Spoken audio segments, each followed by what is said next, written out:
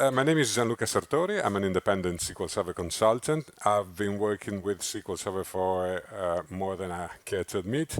It's almost 20 years. The first version I have seen was SQL Server 7, so really a long time ago. And currently I'm working as a DBA at the famous Formula One team in Italy that this year will win next year.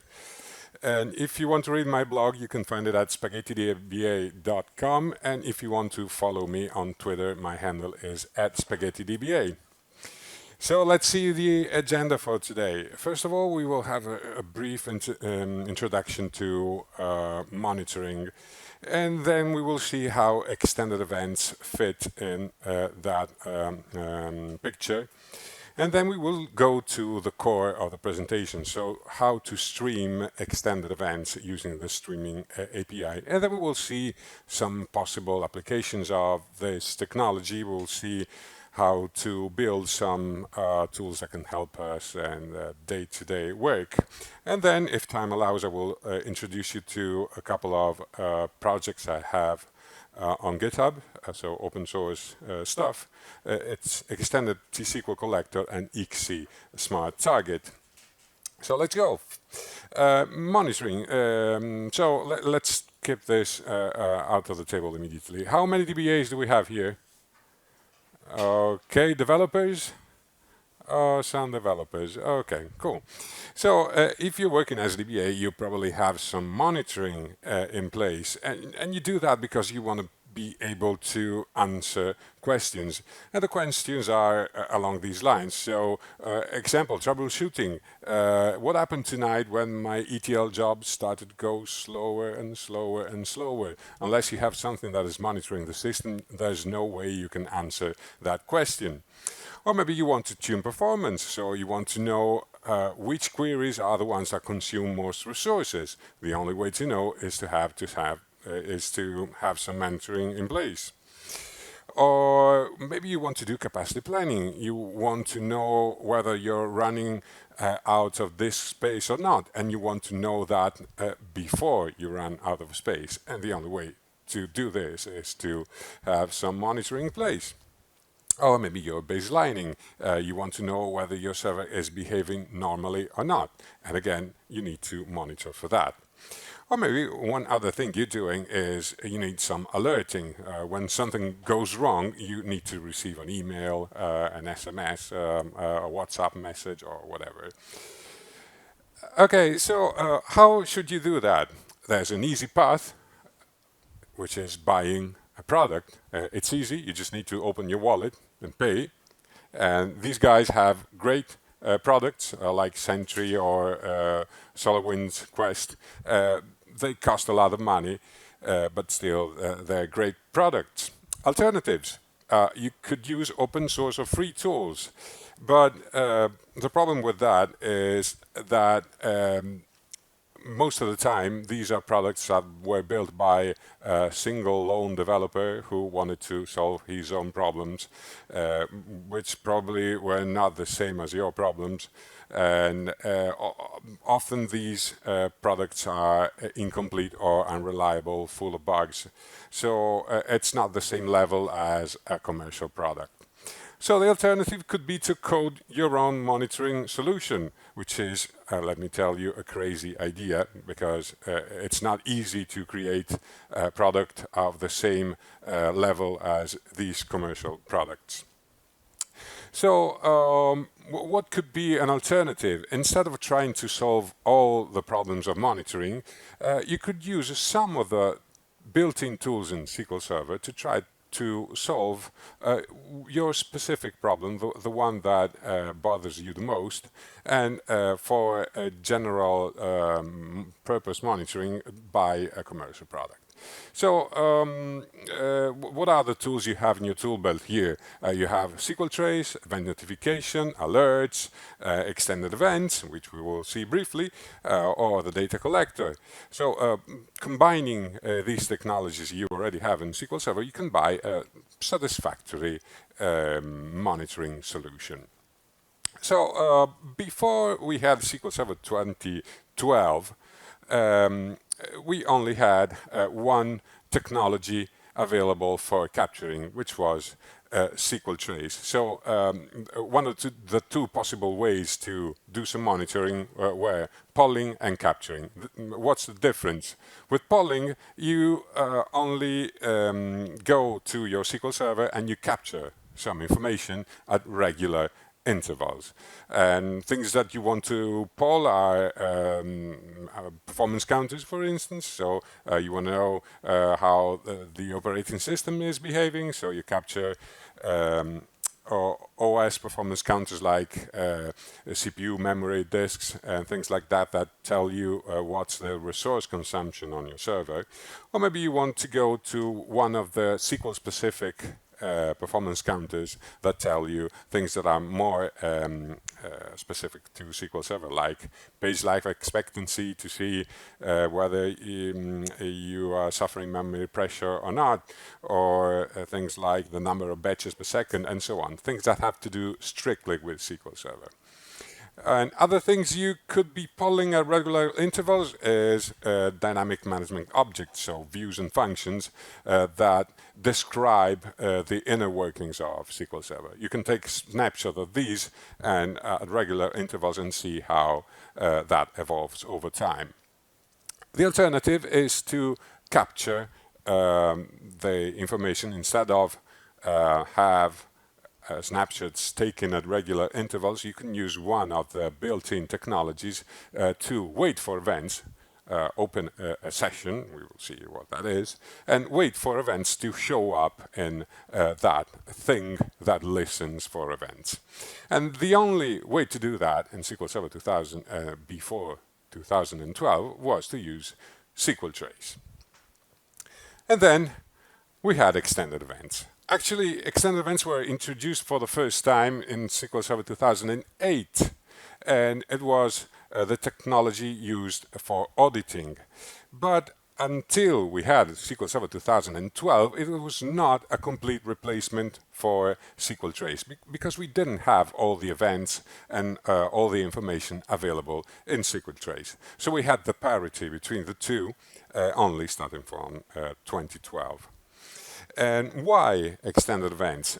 Because we needed to have technology to capture events that needed to have a lower performance overhead. One of the things that Microsoft acknowledged was a bad thing about SQL Trace was its non-negligible performance impact on the server. When you captured some events, you could slow down the server in a noticeable way. So Microsoft came up with a technology that was more lightweight, which had a lower performance overhead. And also allows, being very deep inside SQL OS, it allows to capture some events that are not available with other technologies such as SQL Trace. So let's go quickly through the core concepts of extended events. You probably know these already. You're sitting in a session that says, let's see how to respond to extended events in near real time. I'm expecting you to know a thing or two about extended events, but let's go through this again in order to shed a new light on extended events. So the core concepts. First of all, we have the event itself, and that is something that is fired when a point in code is reached. What does this mean? Imagine you're reading the code for SQL Server, that is C code, so not easy to read, but imagine you have that in front of you, and there's probably a function for invoking the checkpoint, there's a function for invoking I don't know, whatever, any of the activities of SQL Server.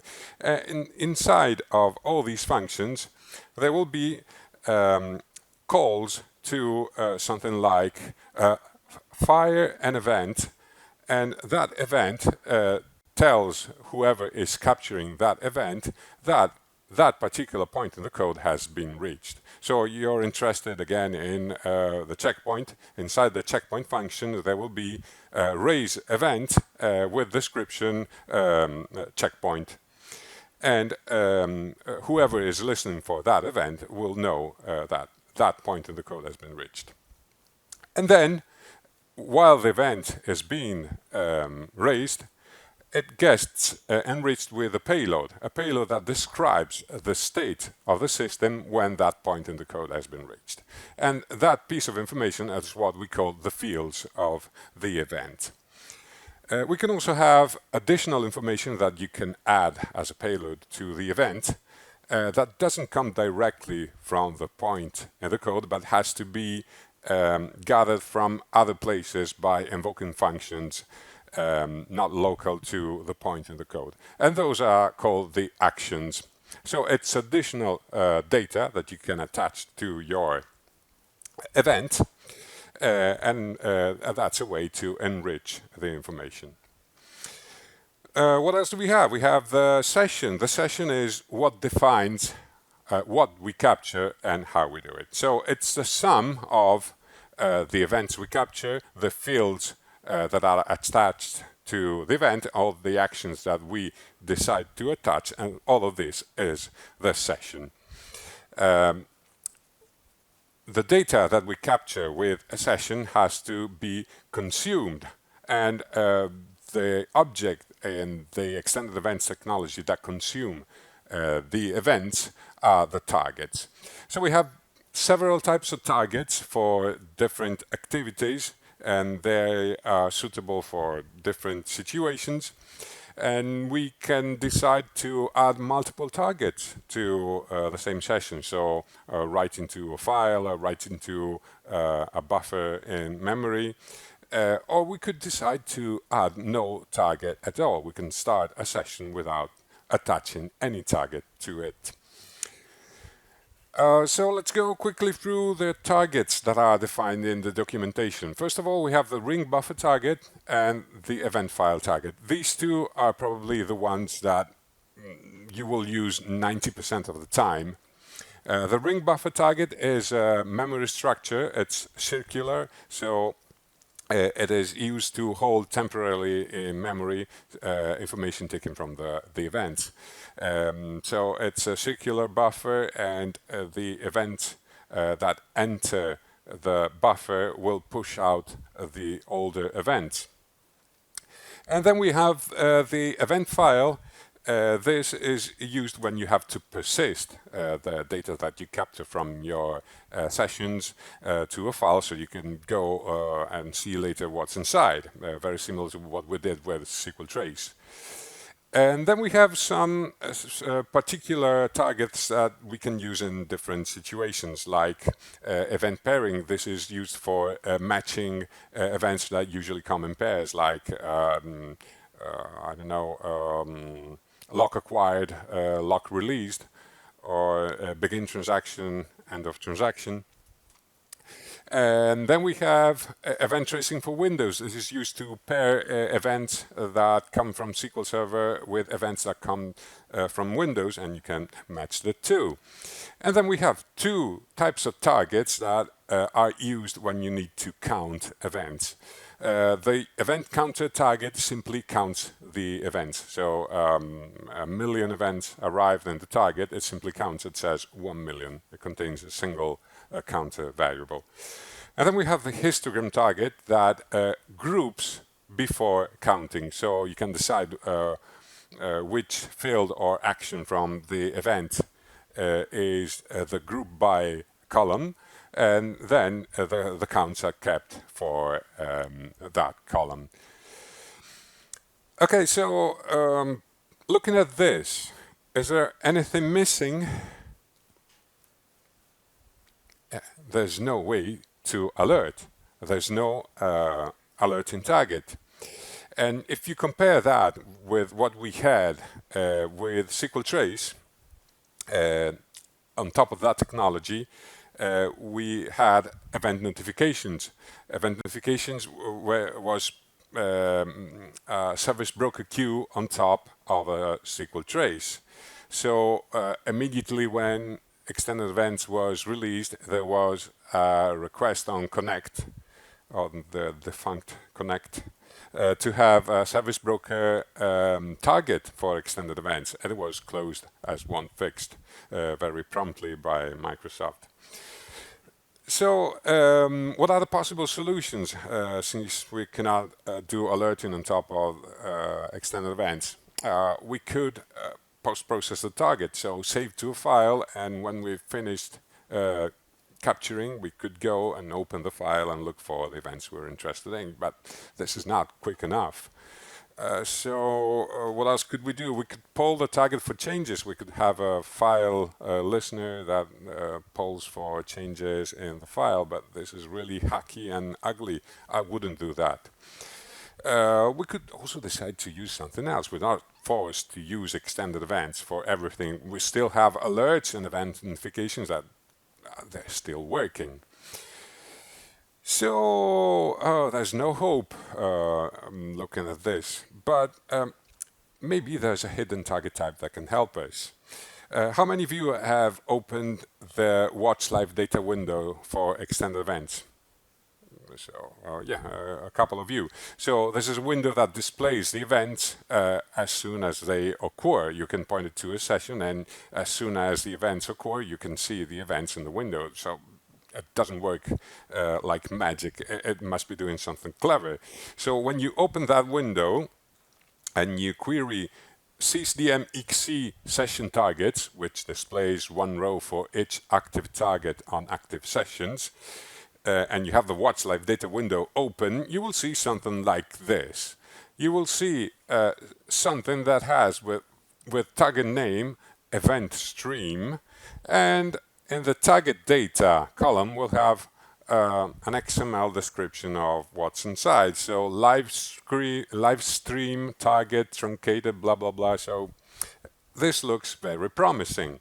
In fact, this is something that you see when you have the streaming API for extended events connected to an instance of SQL Server. And this streaming API basically is a .NET API that you can use to receive the events in a queue as soon as the events occur. So I will show you very quickly how this works. And we have some DBAs, we have some developers. DBAs, don't worry, I will use Visual Studio. Nobody's going to get hurt, promised. So let's see what we have here. A mouse not working, okay. So first of all, we need to have some setup here. So we have this virtual machine with two instances of SQL Server.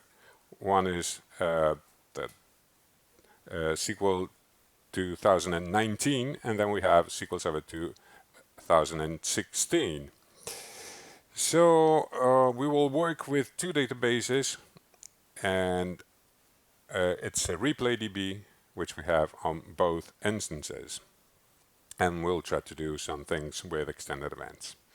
So first of all, we need some setup. So the setup runs a couple of scripts. First of all, we need to create a database, and inside the database we will have a simple table with a single column and always contains the next number from an identity.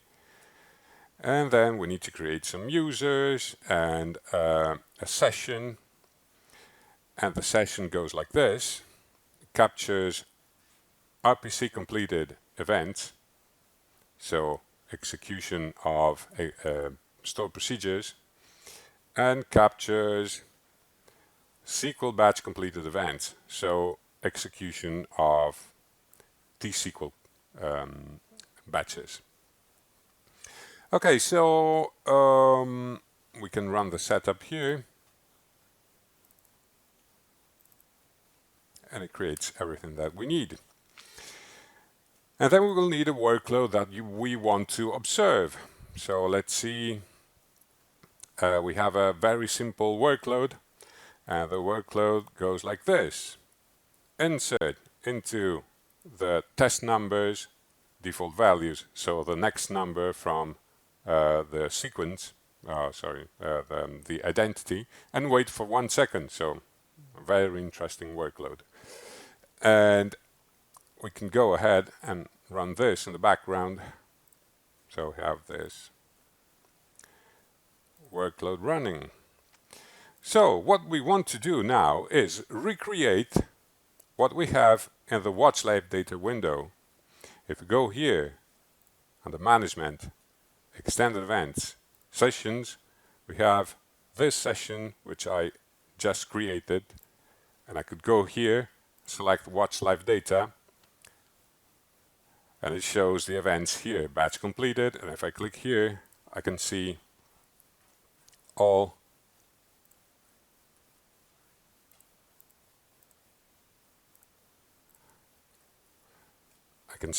the fields and the actions in this panel, so batch, text, CPU, database, and so on. So we want to recreate this using the streaming API. Let's see how we do this. First of all, we will need to open Visual Studio, and I will run a simple application that mimics what we have in the watch live data window. So if I run this, I got some breakpoints.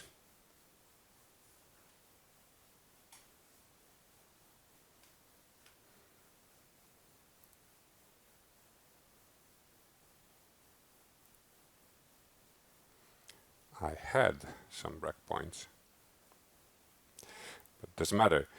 So what does it do? First of all, it connects to SQL Server using this connection string. So I'm telling it to connect to SQL 2019, and then it uses this object, which is queryable X-event data, and it accepts in the constructor the connection string, the name of the session to capture, and then a couple of constants that describe what to do with the stream. So event stream, the alternative is a file, so we can open events from a file. And do not cache. The alternative here is to use a cache. Okay, so this object, the queryable X-event data, is the main object in the streaming API. And once we instantiated this, what we need to do is simply wait for the next event with a for each loop. So for each event in the stream, do something. And in this case, we add a row to the grid to display it. And this is what we're doing here. So we're displaying the rows. So what happens when I click one of these? I have another piece of code here that does a couple of loops. So for each event field in event fields, add the fields to the grid. So we have a collection for all the fields. And for each action, add the actions to the grid. So we have a collection for the actions, and we can extract the name of the value for fields and actions. So really, really simple to use. So if I let it run, I will have all my properties displayed, fields and action displayed here, exactly as it happens in the watch live data window. Okay, questions so far? Yes, please. Okay, we'll get to this in a moment. It's DLL. So the question is, where does this object come from? Where is it defined? It's in a library provided by Microsoft. So let's go back to the slides. So let's analyze what we have seen. The events showed up in a queue to be processed. We didn't have to poll to do anything. We had an API for that. We just needed to wait and enumerate the events from the queue. We didn't have to shred XML. So if you go online and look for blog posts or articles describing how to work with extended events, at some point you will have to pull out your XML shredding ninja skills, which I don't have. And I really hate shredding XML. Who likes shredding XML? Yeah, nobody. So What else? We had fields and actions available as properties of events. So you just needed to enumerate those, and you had the values available to you. So this is pretty cool. And possible application of this. You could watch events like in the Watch Live Data window, but this is not particularly interesting. You already have something for that. So the interesting bit is that you can perform some actions in response to an event, which could be sending an alert. So I'll send an email extracting some information from the event. Obviously, this doesn't make sense for all the events. Imagine monitoring lock acquired events. If you want to kill your Exchange server, you can have an email sending for each of those events.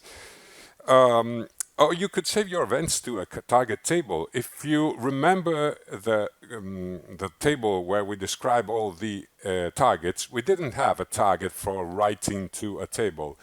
That's because this is how you do it. You do it by using the streaming API. The same API is not only useful for streaming the events, but you can also use it to open saved files. So when you need to specify one of the constants, it will be file instead of event stream.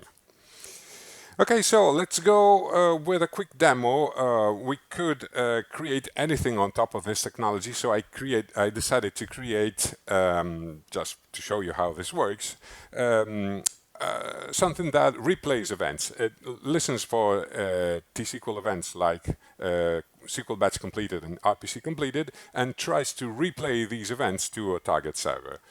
So this could be useful when you're doing a migration and you want to replay all the events to a target test database taken from your production and see how performance goes on your new environment. Why not? So let's do this. Let's go back to the virtual machine. We have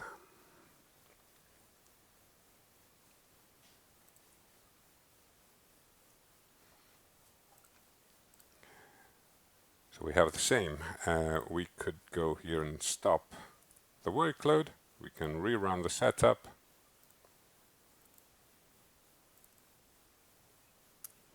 So what we have now is the ReplayDB tables.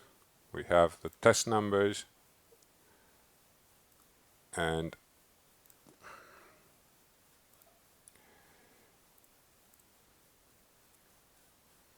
if we look at this, we have no rows in both servers. So 2019 and 2016, we have no rows in the two tables. This comes empty. So what we're trying to do is run this application that has two connection strings, one to wait for the events, one to write the events on the target server for the replay. So let's go through the code very quickly. So again, we will have, oh no, I captured okay, this is better. We have the queryable XEvent data object. We pass the connection string, the name of the session, and the two constants. And for each event in the stream, we replay the event. So let's see how this replay goes. It's pretty easy. And what does it do? It extracts the information from, example, the name of the database is one of the actions, so it comes from actions database name, the value to string, and then we have the command, which is, in case of RPC completed, it comes from the statement field, and for SQL batch completed, it comes from batch text. And once we have those, we just need to replay that text. So let's run this, see how this goes. We need to run the workload. So start the workload, and we should see, here we go. We see the events captured and replayed. And if we look at the numbers here, we see that we have 13, 10, 17, 13, so it's a bit behind, but it's catching up. So I could stop the original workload and we should see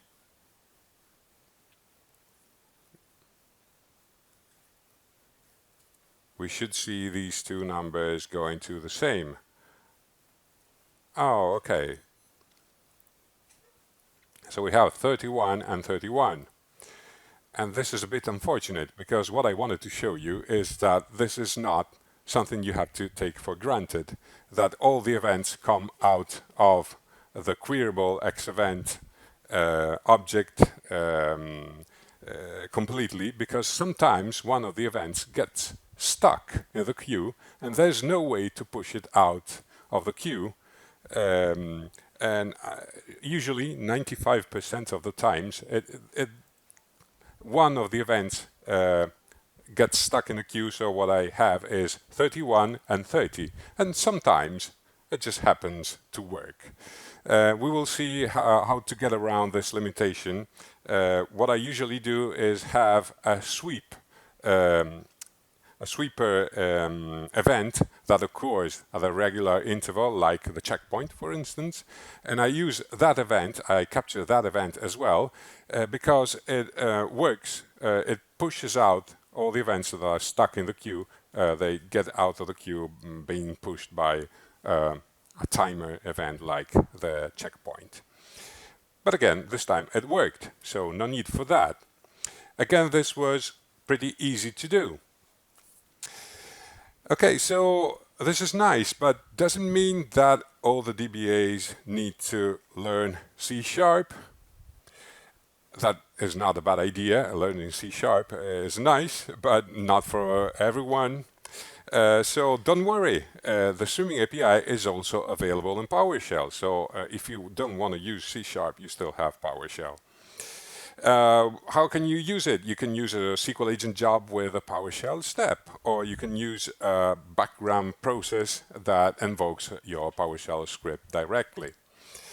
So let's go through this, and we'll show you how to use the Streaming API in PowerShell to capture logon events. So imagine that you inherit a new server, you know nothing about that server, you see that you have thousands of logins, and you don't know how many of those are still in use and which ones are probably good to disable or drop.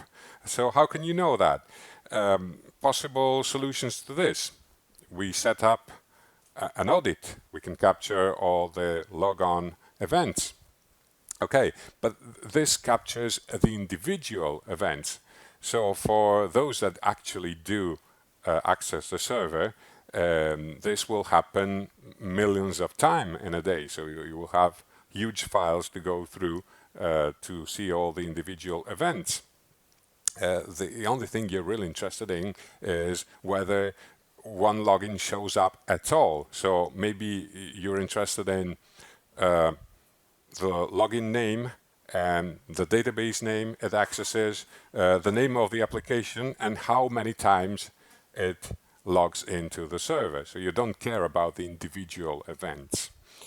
Another way to do that would be to log the events to the error log, but it suffers from the same limitation. So it's really ugly.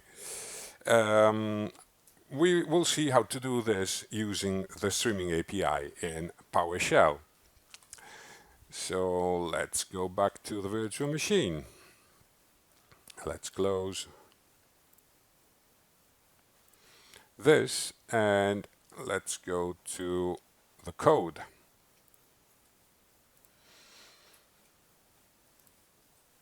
So we need a couple of objects for this. First of all, we need to create a session to capture the logon event. So we have an event for that, which is a SQL Server.login event. And we need a couple of actions. We said we're interested in the application name, of the host name, of the principal name, so we capture that. Is it big enough in the back? Do I need to zoom? Okay. So what else do we need? We will need a couple of tables because we want to store these events. So I will use a staging table to write the individual events, and then I will have consolidate job that will copy the information from the staging table to a target table.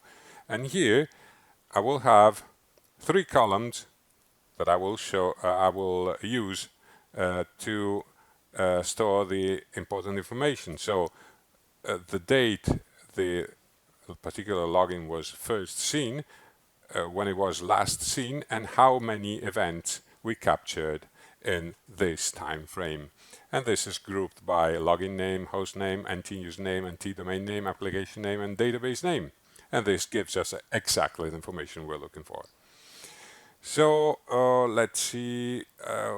Well, we have a consolidate store procedure. This does nothing but merging the data inside the target table, so nothing I will show you, nothing interesting here. And then we will need a job.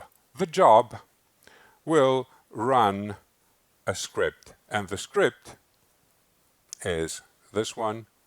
It goes through PowerShell, so it's a SQL, it's a operating system CMD step, and it runs PowerShell with this script. Let's have a look at the script.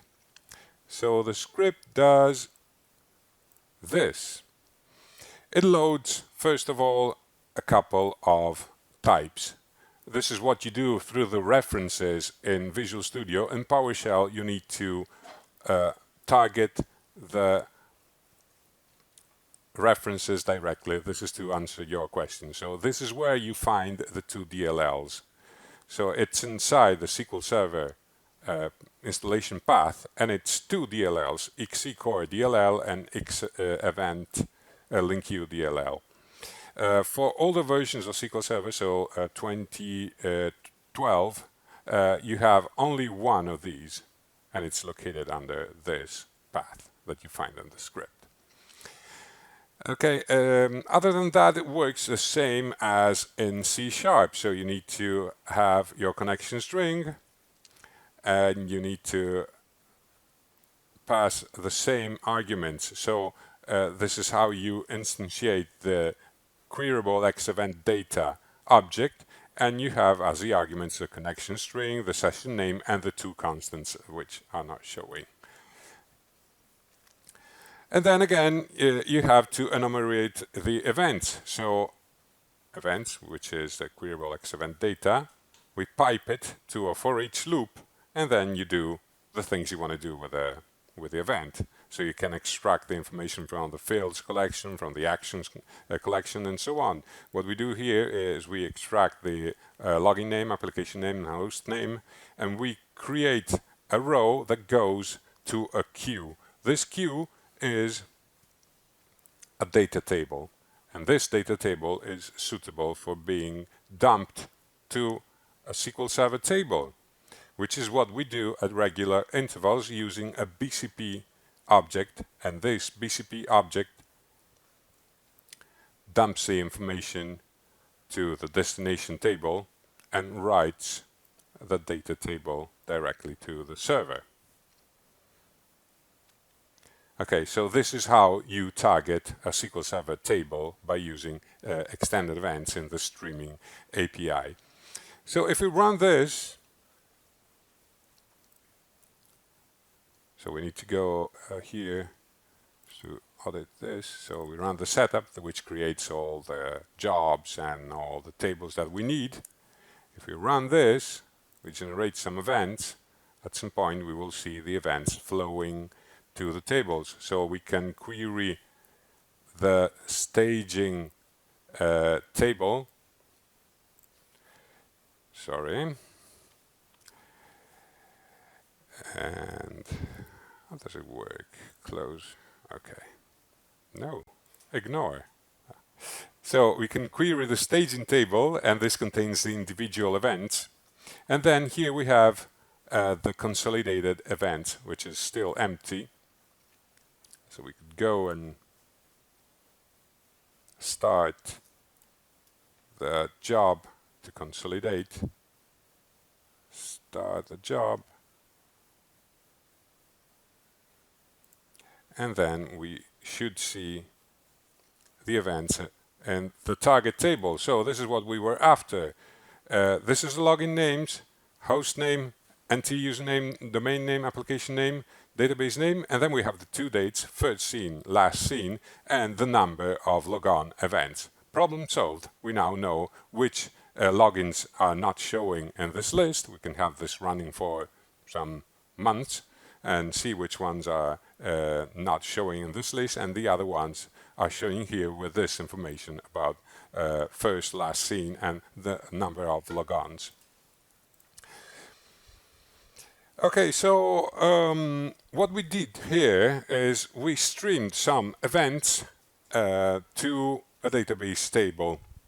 And this is something that is pretty familiar. So we capture some performance data or some information from SQL Server from some events, and then we save those to a database. This is something that we do pretty regularly, and it seems what we did with the data collector. The data collector is, or maybe was, a technology to capture some performance information from SQL Server and save it to some tables. And then you had some reports on top of that. It was not widely adopted, so let's do a quick poll. How many of you use the data collector? It's 1, 2, 3, 4, 5 people, 6. So it's 6 people more than last time I asked. And, oh, again, I said ignore. I need to shut that down, sorry. Okay, what I did, I created a custom collection type for capturing data from extended events. So one of the things you can do is have your customized data collection item that takes data not from a table, not from performance counters, but from extended events. And it's a project you can find on GitHub. It's called Extended T-SQL Collector. It also provides a GUI for the data collector, which is one of the things that doomed the tool. It didn't have a proper GUI for all the things you had to configure, and also adds these 2 collector types. One is for capturing lob columns. It's one of the things that didn't work, which is really unfortunate since lots of information comes from XML columns in SQL Server, which are lobs, and they don't work in in the data collector unless you use this collector type. And then you have the extended XC reader collector type, which is the one that works with extended events. So it's able to capture data from extended events and write it to a management data warehouse. So if you want, you can download it from here. Let's do a quick demo of that. So we still have this virtual machine, and what we did is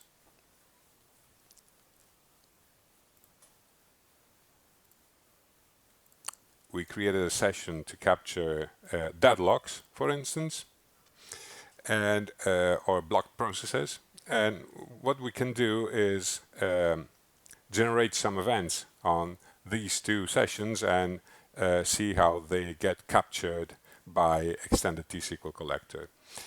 So I will use this, which is the collection set manager of Extended T-SQL Collector, which shows you with the GUI how this works. So what you have here at the top is a list of collector types. These are the built-in collector types, and these are the ones added by Extended T-SQL Collector. And then you have collection sets. These are the built-in ones, and here we have the one we're interested in. So it captures block processes and deadlocks. Let's see how this works. If I go example on here on deadlocks, I could go to the parameters, and what we have here is the name of the session to listen on, and here is the definition of the session, so we need to include it here in the parameters, we can choose the output table to write to on the management data warehouse and the list of the columns to extract from the event. So in this case, we extract the XML report column. We also have alerting. So we can decide to alert when we capture some events, some interesting events. We can send alerts using database mail. So we need to specify the profile name, the recipient for the email, the subject, importance, and the list of columns to include in the email. So in this case, we'll include the XML report for a deadlock. So enough talking, I can show you how this works. So we have something here that is called paper cut. Paper cut.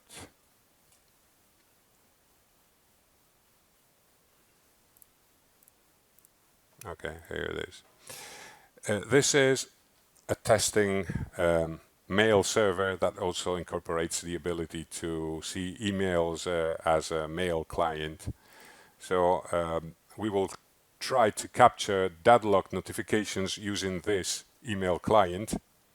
And we need to produce some deadlocks first. If we had a SharePoint, that would be pretty quickly to do. But we don't have SharePoint here, so we need to generate some deadlocks manually. So let's go here and make sure this is running. So the data collection is running. So what we need to do is generate the deadlocks. We will use OSTRESS, and it runs 2 queries and waits in between, and it does that in 2 different orders. So at some point it will get stuck and get some deadlock. Oh, we're getting deadlock notifications. So here we got okay, enough deadlocks. Thanks. Okay, so if we go here, we see the XML report okay, I said enough. And here we have the XML of the deadlock. Okay, so it also gets written to a table, so it's a way to have some sort of monitoring solution based on extended events and the data collector. This is very nice, but it suffers the problem that we already have seen. So 6 of you will be happy, all the rest will not. So we needed to do something different. And what I did is I created XC Smart Target, which you can also find on GitHub. And it's another open source project. And this time it will be something that helps you working with extended events without coding. So you won't have to write PowerShell, you won't have to write C#. All you need to do is decide what to do with your events. There's a very simple JSON configuration file that you need to enter some information, and that will take care of everything. Basically, XC Smart Target has the ability to capture the events and do some actions in response to those events. And these actions are writing to a database table or aggregate before writing to a table, or send an email, or whatever you can come up with, because it's open source. So if there's something missing, you can go ahead and code what's missing. So let's have a quick demo of that too. This time we will do the same. So capture the deadlocks by using XC Smart Target. So let's stop this. We can go here and delete all the emails. And we can stop this one. And what we need to do here is set up the collection by using, as I said, a JSON file, which is super simple. So, first of all, we need to define where to attach to listen for the events. So we need to give the name of the server and the name of the session to listen on. And then we have a list of responses. Let's go through this. So the list contains, in this case, two responses. The first is of the type table appended response. So it will write the event to a table. Which table? The one that you can find at the server local and database XC Smart Target Test. And this is the name of the table. If it doesn't find the table, it will create it. And every 10 seconds, it will dump the events to the table. Which events? The ones that I define here in this list. So SQL batch completed in this case. We also have another response type, which is of type email. This time it has all the parameters to compose an email, so the server, the sender, the recipient, subject, the body, and then attachment. It will have the XML report saved as deadlock.xdl, and this will work for XML deadlock report events. So what we're trying to do is send an email for all the deadlocks and record all the batches to a table. And we didn't have to write any code, so it looks pretty straightforward to me. Let's see whether that works.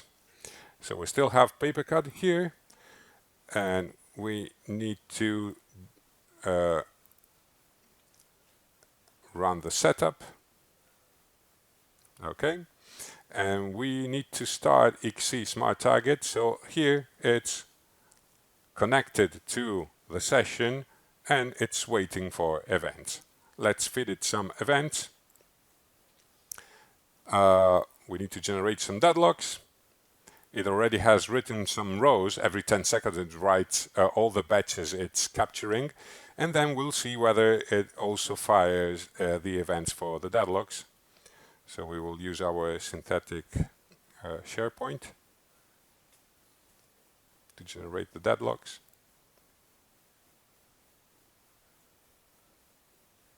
Oh, deadlock. Okay, so we can stop it before we go to 1,000,000 deadlocks. And this time, if I go here and the message, I have deadlock occurred. I don't have the XML because it's an attachment. So let's go here. We have sections. We have deadlocks XDL here as one of the parts of this message. I can go here and save it as ctemp deadlock XDL, overwrite it, go here and open in SSMS, ctemp deadlock XDL, and there we go. We got it here attached to an email. So it's really, really straightforward and works, I would say, pretty well. So some things you need to take into account when you're working with extended events like this. There's still a performance impact, and on the session itself, it depends on what you're capturing. Some events are more lightweight, as other events have a non-negligible performance impact on your server. So be careful what you capture. And also processing the events from the client side of the streaming API has its performance stall to be paid. If the reader gets behind, so the reader of the streaming API gets behind of the events at the server, it gets disconnected automatically.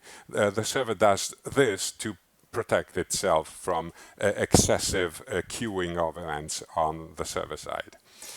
And things to take into account. The events, as we said, are placed in a queue, and sometimes that queue does not get flushed. So use a sweeper event like the checkpoint to push out all the events. This has been fixed in .NET 4.7.2, if I recall correctly. So if you're using that, you don't need to use sweeper events.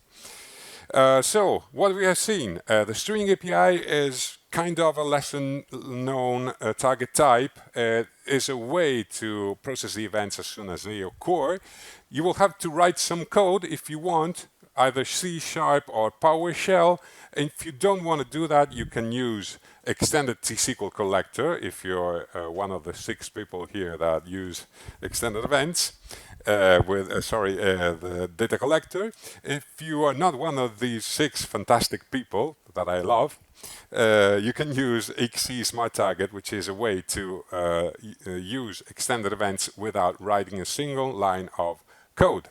And this is what I had. I have some resources for you. This is links you can have in your presentation. You can download it from the site of the conference. And if you have questions, I'm here. Or you can still shoot me an email. Yes, please.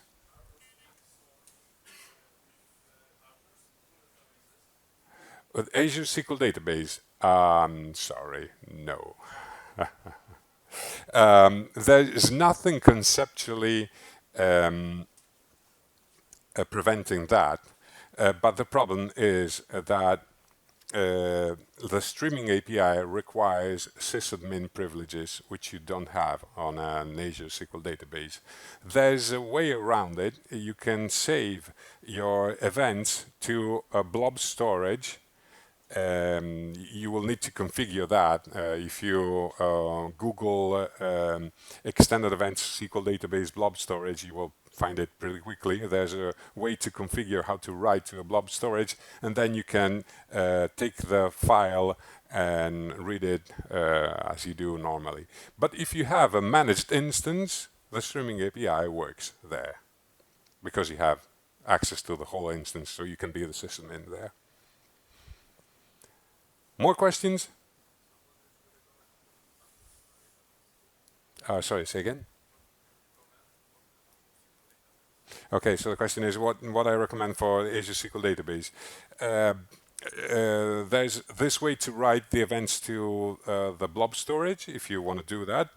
Or if you are, after replaying events or analyzing a workload, there's another open source project that I created, which is called Workload Tools, and that works on Azure SQL Database out of the box. It is able to read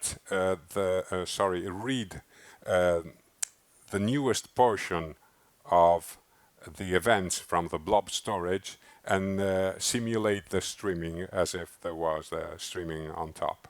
So that works only if you're analyzing queries or replaying queries. If you're after doing anything in response to the events, you will have to code that manually. But it can be done because I did it.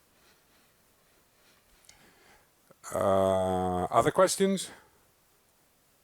Okay, if you come up with more questions, this is my email address. Shoot me an email. I'm slow to respond, but I do.